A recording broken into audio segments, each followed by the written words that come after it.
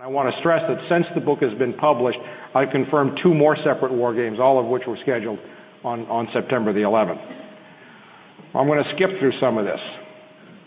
This is all, I mean, does anybody doubt that Condoleezza Rice was lying when she said we had no idea that anybody would use a plane to crash as a weapon into a building? Okay.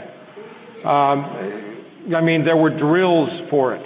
The World Trade Center was even set aside as a target. We've confirmed a number of lies. We've confirmed numerous lies and inconsistencies in the Keene Commission report. This is the quote from Richard Clark's book, where he says here, not a pretty picture, Dick. Dick Myers, himself a fighter pilot, knew that the days when we had scores of fighters on strip alert had ended with the Cold War. We're in the middle of Vigilant Warrior, a NORAD exercise, and that's the one where I got the email from Don Arias confirming later that that was a live fly drill. Here's the excerpt from the email that I received from Major Arias. Excerpt of email.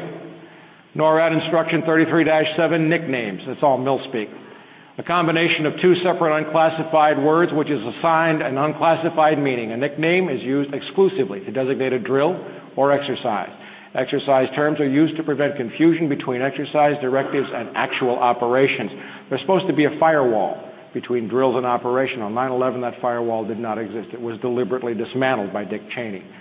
Vigilant or amalgam means it is a headquarters NORAD-sponsored exercise. Guardian means it is a multi-command CPX command post exercise, which means there's no live fly. It's all a tabletop exercise. So on 9/11, NORAD was conducting a NORAD-wide multi-command command post exercise with no live fly. Other exercise terms include Warrior, JCS, Joint Chiefs of Staff, Headquarters NORAD-sponsored field training exercise, live fly. I have that in writing, along with all the email headers showing that that came to me from a United States Air Force officer. That's written confirmation. Now we come to the wonderful 9/11 Commission. How many of you think that the 9/11 Commission did a good job? Okay. We just went through, Michael Caine did this again, and this was the original submissions to the 9/11 Commission from all the evidence, from all the witnesses who had testified for them about the timing of specific events on September the 11th. This is what their final report was, and what that means is that after they'd taken all the testimony, they went into chambers and wrote their report and came out with this whole new list of times, and nobody had ever submitted those times. It's like the judge going into chambers in the middle of a trial, having looked at the evidence from the defense and the prosecution, and the judge walks out with a whole new set of evidence that nobody had walked into court with. And you know what the military said? Gee, thanks, we're glad you straightened us out.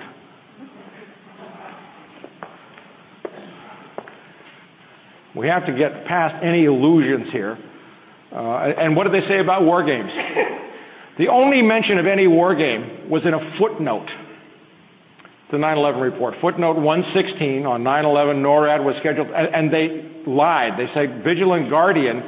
Vigilant Guardian was the hijacked exercise. It was Northern Vigilance, which was the Soviet drill. So they're trying to confuse you again by lying. I have the original records showing what the drills were. So they lied even in a footnote to the report. Now, many skeptics out there, excuse me, many people out there who love to attack us conspiracy theorists. I don't deal in conspiracy theory, I deal in conspiracy fact.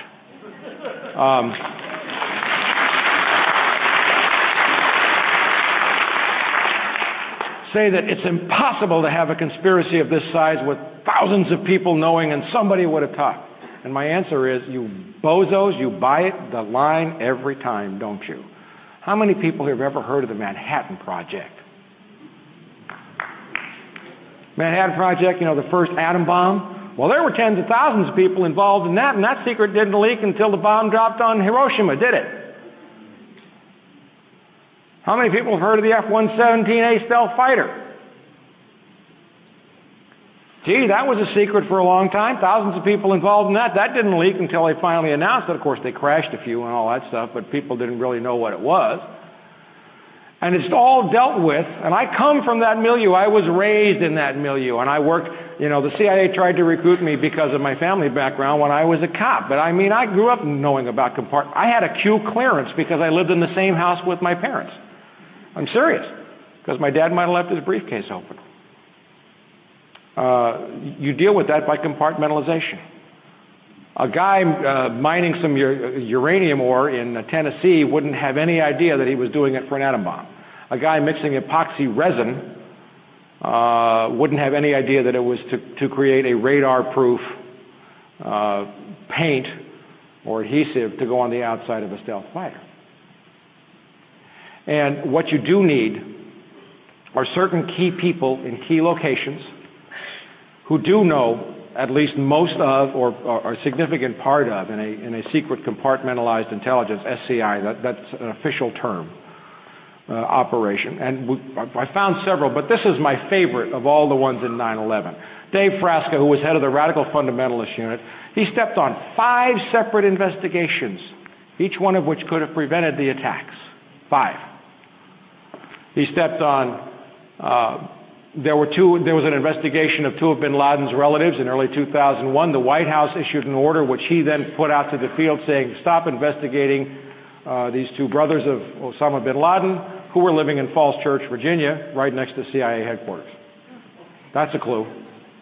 That's a clue. Chicago agent Robert Wright, a heartbreaking press conference where he cried and apologized to the people he had penetrated Al-Qaeda financing. Dave Frasca took away his computers, sent him down to the basement where water pipes were dripping on his desk. You should have heard of the Phoenix memo circulated by Kenneth Williams that was suppressed about all the guys taking flight training. And by the way, we'll deal with the hijackers briefly when I tell you that, 7 of them are still alive, according to BBC and ABC and Newsday and, major press sources. I believe the planes were flown by remote control. And I believe that at least 5 to 7 of them, we know that 5 had received training at U.S. military facilities. That came from Newsweek magazine. And so some of them, I think, were government agents who were still alive. And the others were cannon fodder. The others, they call them the muscle guys. I think they all died on the airplanes that were being flown. Interesting now, we just had Donald Rumsfeld leak, slip of the tongue, that Flight 93 was shot down. Well, I proved that 93 was shot down. I think what happened was the passengers broke into the cockpit and found out there was nobody there. Now, what are you going to do then? You got to kill everybody on board, because how are you going to explain that? The Phoenix memo was sat on by Dave Frasca. Then Colleen Rowley, Time Magazine's Woman of the Year in 2003, remember her? See, she was the one in Minneapolis who was, saying, how come that FBI headquarters is, they're suppressing our investigation. They won't let us into this computer. We know what's in here. Do we have to wait for Osama bin Laden to crash a plane into the World Trade Center? And yet she had Zacarias Moussaoui in custody. And Dave Frasca had completely destroyed that investigation. Then we have Carnivore intercepts of email, which is an email intercept program, very sophisticated technology, also tied to Promise software, where they can intercept all your emails. And they do it with some really great word recognition technology and so forth. But they had a warrant. And this FBI agent walks in on this big warrant where they have all this take. That's the intelligence term. The raw data is the take. And he saw that in the midst of these tens of thousands of emails, or 5,000 emails, about Al-Qaeda and terrorist suspects and people wanting to blow up the U.S., there was an email from some Mary Johnson in Denver, Colorado. And according to the official story, the FBI agent was so upset that this innocent civilian had had her privacy violated that he destroyed all 5,000 emails. Now, look, I know a little bit about the FBI. First of all, the FBI never destroys anything. And the FBI was already into Zacarias Moussaoui's computer. They knew what was there, and they knew, because the FBI only needs a warrant to get evidence into court. But the FBI has been doing black bag jobs since J. Edgar Hoover bought his first dress.